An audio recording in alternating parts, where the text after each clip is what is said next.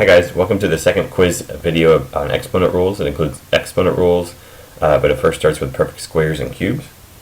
So the first thing we're going to talk about today is just perfect squares here.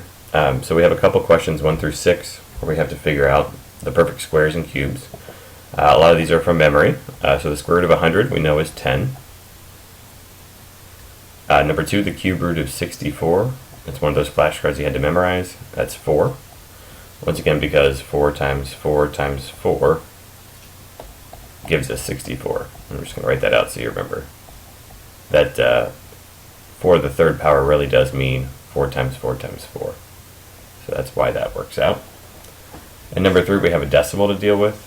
And you're looking just at the 81 there. We know that the square root of 81 is 9. But we know the answer is not just 0.9. Or is not just 9. We have to figure out what it would be. So when we multiply two numbers together, we need to get 0.81. So to get 0.81, we know that answer has two numbers behind the decimal. So it would have to be 0.9 and 0.9. Again, there's two numbers behind the decimal on the right side, and here there has to be a total of 2 on the left side. So the answer there is 0.9. In number 4, the cube root of 1 is asking what number times itself 3 times is 1, and that is 1. In number 5, the square root of 1 on top is 1, and the square root of 169 on the bottom is 13. And remember, number 5 could have been written as one big square root if you wanted to, and that would be the same answer there. Number 6, the cube root of 0 means what number times itself 3 times is 0, and that's 0. Let's try that again. So we got 0 there. Okay. And number 7, we have equations to solve. So we want to do the inverse. So the inverse of squaring something is square rooting it. And the inverse of cubing something to the third power would be cube rooting. So that's going to help us solve 7, 8, and 9 here. In number 7, we see that we have something to the third power, so we have to take the cube root of it, of both sides. And the cube root of x cubed is just x. And the other side there we get 5. One of those facts that you had to memorize. In number 8, the inverse of squaring something is square rooting it. So we would take the square root of both sides this time and get y is equal to 12. And in number 9, we have something being square rooted. So what we want to do is do the opposite of that. So we would do the opposite of the square root, which is squaring it. So we get x equals 36. Number 10 asks us just to circle the rational numbers. And remember, rational numbers are just numbers that can be written as a ratio or as a fraction. So we're looking for any numbers here that are perfect squares inside here. 31 is not a perfect square, so it's not going to be rational. But 9, square root of 9 is a perfect square. It's 3, and we can write that as 3 over 1. So the square root of 9 is rational. Number 20, that is not a perfect square. But if we look at the last one here, the square root of 25 is 5, and the square root of 16 is 4. And you can see right now that that is a fraction. It's actually a ratio, so that is also a rational number.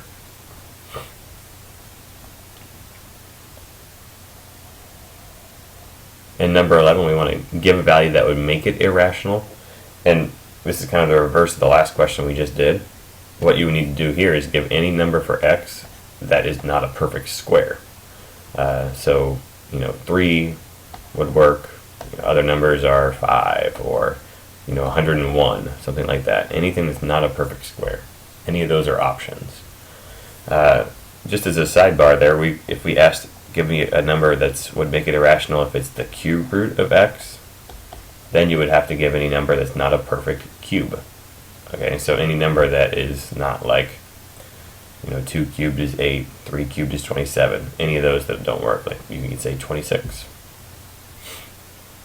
And number 12, the area of a square ceiling tile is 196 square inches. It's asked for what's the length of the edge of one tile. So we have a square. So if we make a square here, we know that the area of this is 196 square inches. So inside here, there's 196 inches squared. And a square, to find the area of a square, it's just side times side. So we want to figure out what are the two sides, and they have to be the same. So you're actually looking for a square root here. The square root of 196 is 14. So it's really 14 times 14 is 196. So what we did was we did the square root of 196, and we got 14. That's the edge of one tile, and it'd be 14 inches.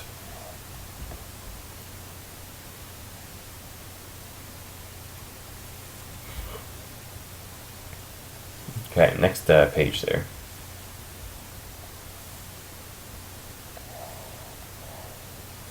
So the next one here, Miss McMahon's globe can hold 972 pi cubic inches of water. So her globe has that much water in it. Now what's the radius of the globe? And they gave us the formula for volume, which we'll give you on the test. But the formula for volume is that. So what we know is this number is our volume, so we're going to plug that in for V. So we'll start this question by doing 972 pi is equal to 4/3 pi r cubed. So we're going to do a few things here. The first thing we're going to do is get rid of pi to solve this equation. We're trying to figure out what r is. The second thing we're going to do is get rid of that 4/3. We're going to get rid of that guy. And then at the end, the third thing we're going to do is take the cube root. Okay? So that's kind of the steps we're going to do here. Get rid of pi, get rid of the 4/3, and then take the cube root at the end. Zoom back in here. So we need to get rid of that pi. First thing we need to do is divide both sides by pi. So when we do that, the pi's cancel out of both sides. And this simplifies a little bit. It's now just 972 equals 4/3 times r cubed. And now we could divide both sides by 4/3, but remember we don't have a calculator. So the easiest way to do this is to multiply by the reciprocal. And the reciprocal of 4/3, as we've done a couple times in class, is 3/4. So we actually have to multiply both sides by 3/4. On the right side, if we think about multiplying this, 4 times, oh, that's a little big. On the top here, 4 times 3 is 12. And on the bottom, 3 times 4 is 12. So this really is just the fraction 12 over 12 r cubed. And we know that 12 over 12 is 1. So we really do have just 1 r cubed on the other side there. So that's what happens with the reciprocal there. It cancels off. So we have r cubed is equal to this fraction over here, or whatever this ends up being. We need to take 3/4 of 972. So to do that, we're going to take 972 and divide it by the denominator, divide it by fourths, divide it into 4 parts, and then we'll take the answer and multiply it by 3. So 4 goes into 972. Let's figure it out. 4 goes into 9 twice, which is 8. We subtract that and we get 1. Bring down to 7. 4 goes into 17 4 times, which is 16, and we subtract that and get 1. Bring down that 2, and 4 goes into 12 3 times. So if we divide 972 into 4, so we get 243, but now we have to take 3, we want 3 of those. So we need to multiply that by 3. And I'm getting that 3 from the top here, the numerator. So when we multiply that out, 3 times 3 is 9, 3 times 4 is 12, and 3 times 2 is 6, plus 1 is 7. So it's 729.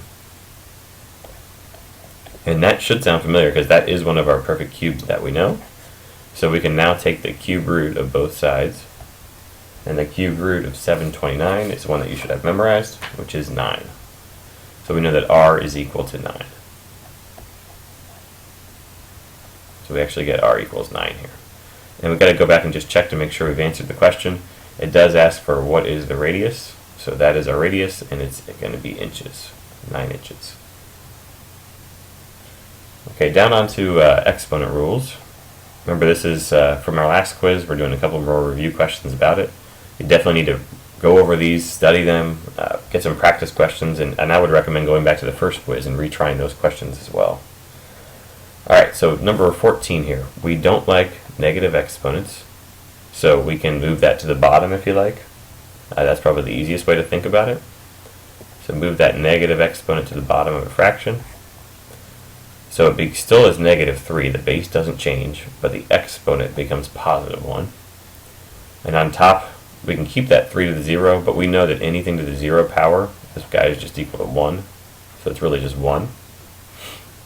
So that's really our answer. It's actually just 1 over negative 3, because negative 3 to the first power we don't even have to write. Okay. Another way to think about that is, since we have the same bases at the beginning, what you could do is actually just add the exponents together. So it's actually just the same base, negative 3 to the negative 1 power. Once again, negative 1 plus 0 is just negative 1. So then you can move it down and you'd still get the same answer there in red. And number 15, you can distribute the exponent of 2 to the 3, the a squared, and the m. So 3 squared, and then a to the 4th power, which is the multiplication rule, and m squared. And then again times negative 4a to the 5th. And now at the end here, this is where a lot of people mess this rule up here. Well, actually not yet. Let's simplify this. 3 squared is 9. So then we have a to the 4th, m squared, times negative 4a to the 5th. And kind of here's where people mess up the rule a lot. This is just coefficients here. We just have 9 and negative 4. With those two guys, we just have to multiply them together. So 9 times negative 4 is negative 32. Nope, that's not right. Sorry, negative 36. And then with the a's, we add those together. Since they both have a base of an a, there's 4 here and 5 there. That gives us a total of 9. And then we have m squared. What did I do? Sorry, let me go back. I think I wrote the wrong number. A to the 4th and a to the 5th, we add those together and we get 9, so it's a to the 9th power, sorry guys. And then m squared. So that would be the final answer there. And again, we don't want to move that negative 36 down because it's just a base. It's a coefficient. Only exponents move. On number 16, another thing to look out for that a lot of people will make mistakes on here is this 25 and 45. The 25 and 45 are just numbers, they're coefficients. We're just going to simplify 25 over 45 like a normal fraction. So just kind of off to the side, we can divide 5 into the top and bottom there. 25 divided by 5 is 5. And 45 divided by 5 is 9, so that's going to be in our answer. So we might as well start with that. 25 divided by 5 is 5, 45 divided by 5 is 9. That's just reducing that fraction. So now with the p's, we have 6 on top and 8 on the bottom, the subtraction rule there. 6 minus 8 is negative 2, but we know that that's going to go on the bottom as a positive 2. Remember, because there's more p's on the bottom there. And then q's, we have 9 and 4. 9 minus 4 gives us 5, and that's going to go on the top because there are more q's on top originally. And nothing else can be simplified there, so that's our final answer. In number 17, we have to distribute this negative 2 exponent to each thing inside. So the 4 is going to get it, the b to the negative 1st is going to get it, and 3 and the c squared on the bottom too. So 4 times we're going to distribute this negative 2 exponent. So first thing we need to do is, let's go ahead and write all that out. We're going to do 4 to the negative 2, and we'll evaluate that later. And every time you distribute to another exponent, taking the power of a power, we have to multiply. So we're going to do negative 1 times negative 2 to get positive 2.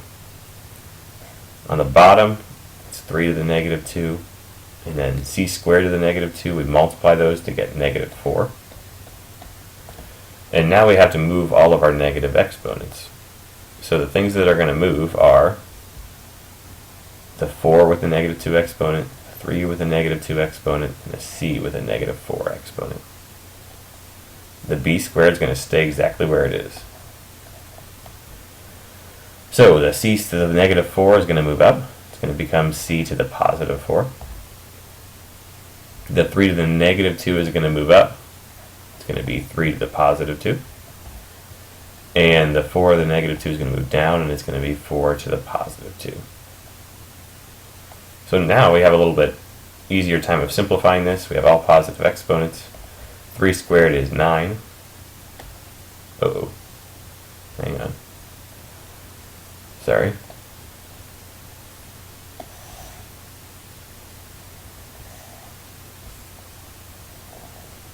Sorry, there we are. 3 squared is 9. And then we have c to the 4th, b squared. And this is all going to be over 16. And just double check, make sure 9 over 16 can't reduce. 9, the factors of 9 are 3 and 1 and 9. And none of those go into 16. So there in black there is our final answer. Alright, number 18. Just numbers here. There's no variables, so this is going to seem a little strange maybe. But it all carries the same rules. Negative exponents are going to move down on the top. So we're going to move the negative exponents and actually multiply it. 0 times 12. So let's start with that. 0 times 12 is 0, so this is really 2 to the 0 on the bottom. And then the 13 to the negative 1 is going to go down, the 11 to the negative 1 is going to come up. So it's going to be 11 to the positive 1, and 13 to the positive 1. And again, we just did 0 times 12 to get 0. Now, anything to the 0 power we know is 1, so it's just 11 to the first over 1 times 13 to the first, which is just 11 over 13. And those are both prime, so they don't simplify. Alright, and last one here. Number 19. We have some negative exponents, so we have to move those. We're also going to think about just the regular numbers 4 and 8. We know that's going to reduce to 1/2. So we'll go ahead and start with that, I guess.